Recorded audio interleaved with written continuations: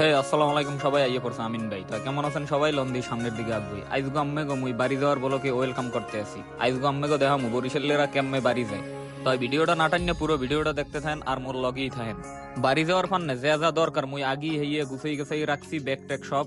তাড়াহুড়ো করে মুই কিছু গুছাইতে পারি না, একটা না একটা কিছু ভুললে যামুই। হেইয়ের লগে মুই আগেই 2 দিন আগে ব্যাগ ট্যাগ সব কিছু গুছাই রাখছি। যাই হোক, বেমালা গুছাই গেছাই, বেমালা ব্যাগ হইছে। এখন এই ব্যাগ কেমনি নিমু? এইখানে মোর বন্ধু আছিল মিলন, মিলনরে লইয়া 2 জনে রওনা দিলাম। এর মধ্যে উত্তরা দক্ষিণ সেন্টারে আইয়া ট্রেনের ফান্নে অপেক্ষা করতে আছি। 12 নম্বর দিয়ে উড়ি নাই, যেহেতু মুই থাই মিরপুর দিয়ে হইছে 12 নম্বর দৌড়লে অনেক ভিড় হইবে। এইখানে মুই উত্তরা দক্ষিণে আইয়া খাড়াই রইছি। এখানে কোনো মানুষজন আসলে না, একদম ট্রেনটা খালি আসলে।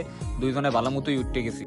তাই উত্তরা দক্ষিণ দিয়ে উঠলে উত্তরা দক্ষিণে অনেকক্ষণ ট্রেনের ফান্নে অপেক্ষা করতে হয়েছিল। কিছুক্ষণের জন্য একটা ট্রেন মিস করছি, সেইখানে প্রায় 5-7 মিনিট ওয়েট করি, এবার পরের ট্রেনে উঠছি। যাই হোক, তাও অবশেষে ট্রেনে উঠতে পারছি, লোকজন ছাড়া, ভিড় ছাড়া, এর জন্য আলহামদুলিল্লাহ। আম্মেরা আবার অনেকে কোন বরিশালেরা নাকি লঞ্চের পাশা ধরে দেয়। আসলে এই কথাটা ভুল, বরিশালেরা লঞ্চের পাশা ধরে দেয় না। বরিশালেরা ঘুমাই ঘুমাই এবার বাড়ি যায়। এই রকমের ঘুমাই ঘুমাই কয় জেলার মানুষ বাড়ি যেতে পারে। তাই আইজ ঘুমাই লঞ্চে যাই নাই, আইজ গেছি গাড়িতে।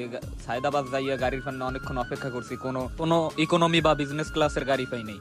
তো ঈদের আরো 4 দিন আগে অনলাইনে ট্রাই করছিলাম যে ভালো কোনো গাড়ির টিকিট অ্যারেঞ্জ করা।